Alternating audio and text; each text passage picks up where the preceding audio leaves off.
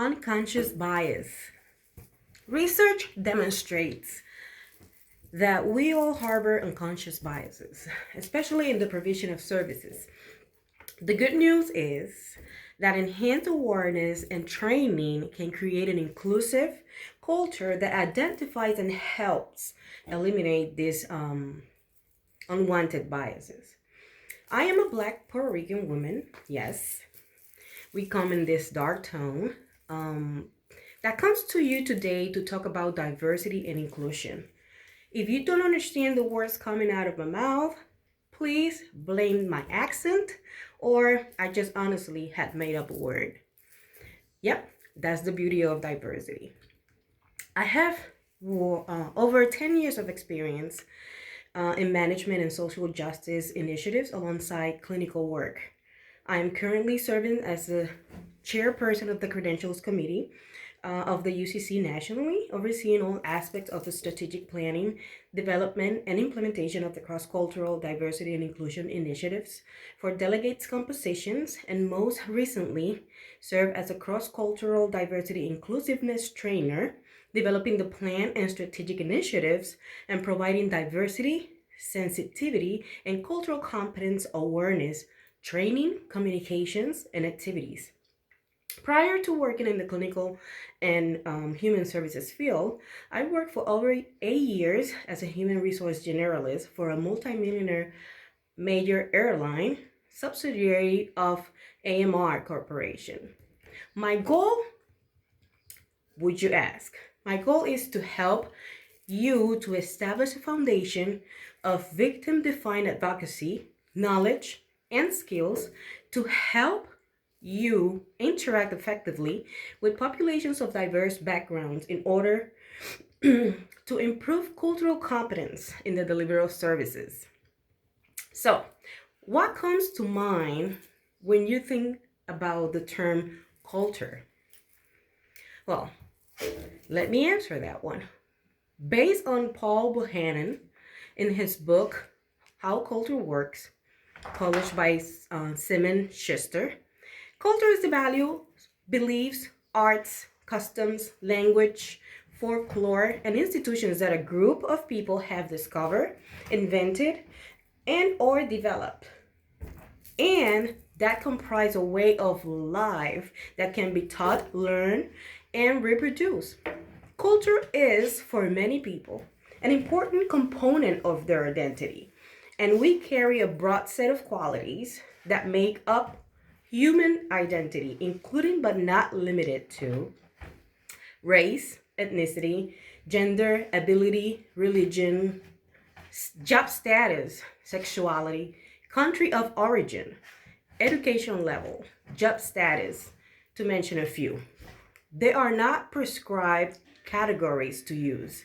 You are free to identify how you wish. Now, having seen how complex we are as individuals and how equally complex other people could be, it is clear that it can be challenging to interact effectively with others. Given how complicated health care and behavioral health care interactions are, it's not surprising then how challenging it is for providers to have effective health care interactions with patients and clients. Unequal Treatment is a landmark report from the Institute of Medicine published in 2003. The authors review over 100 cases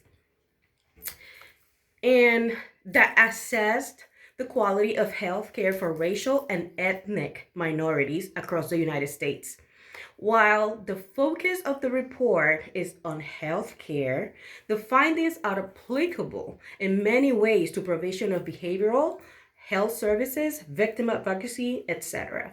Evidence confirmed disparities in health services based on race and or ethnicity. The vast majority of studies in this review show that the people of color are less likely than whites to receive necessary services even when controlling for potential co-funding variables. Co-funding variables include insurance status, demographic variables such as income, education level, age, gender, where care is received in public or private institutions, comorbid conditions, etc.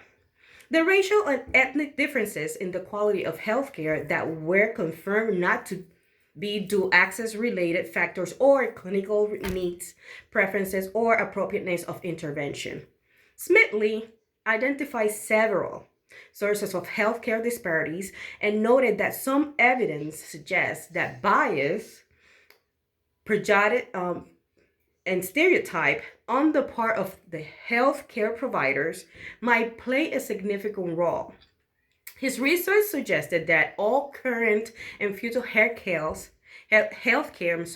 providers can benefit from cross-cultural diversity and inclusion education and recommended education for healthcare professionals would address providers' attitudes, knowledge, and skills.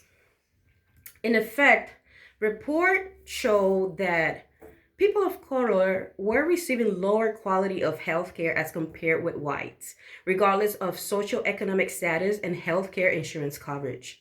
The Institute of Medicine defined disparities in healthcare as racial and ethnic differences in the quality of healthcare that are not due to access related factors or clinical needs, preferences, and appropriateness of intervention.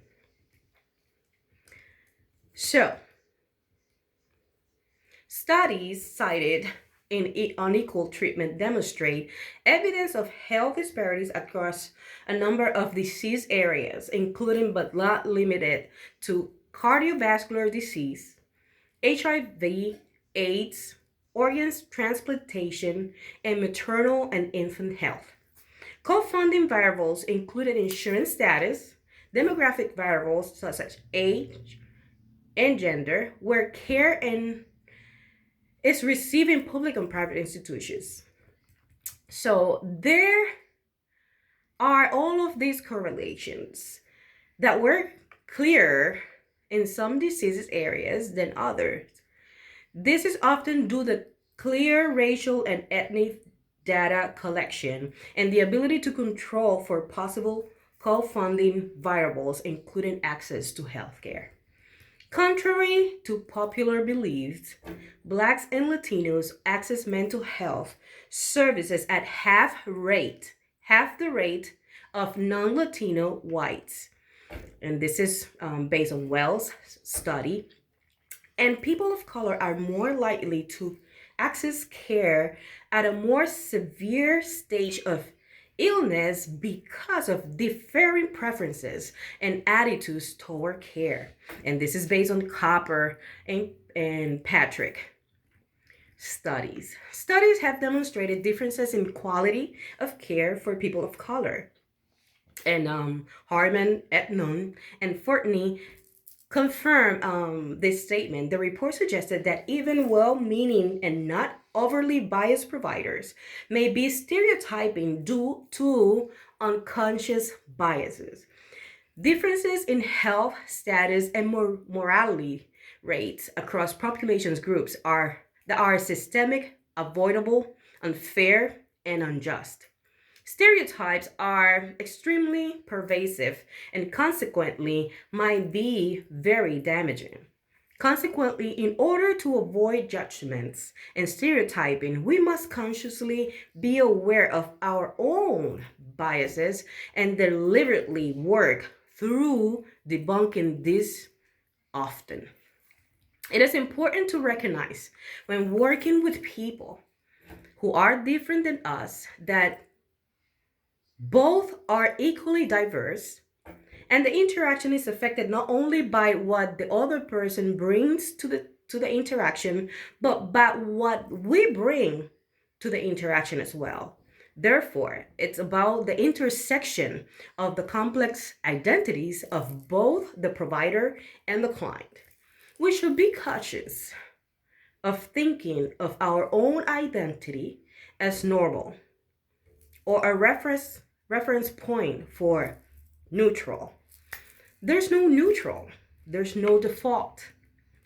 Staying conscious of the fact that we approach interactions with our own knapsack of identities that affects the interaction as much as the bag the other person brings. In order to debunk biases, it is often very helpful to learn more about the groups with whom we are least familiar or have some discomfort, particularly if we may work with members of that group and before we may find ourselves in a crisis of collision of identities. You can start the journey of debunking your biases visiting www.implicit.harvard.edu/implicit/. This website accesses a person's unconscious biases and it relates to gender, race, weight, religion, etc. Then after you complete that survey, you gather all the answers in all the areas that you have identified that has unconscious bias. And then you prepare a strategy on how to become culturally competent. Cultural competence is a lifelong process, but a start is always beneficial for both parties because, after all, everyone deserves a care that is respectful of and responsive to individual client preferences, needs, and values, and ensures that client values guide all decisions. Thanks for watching.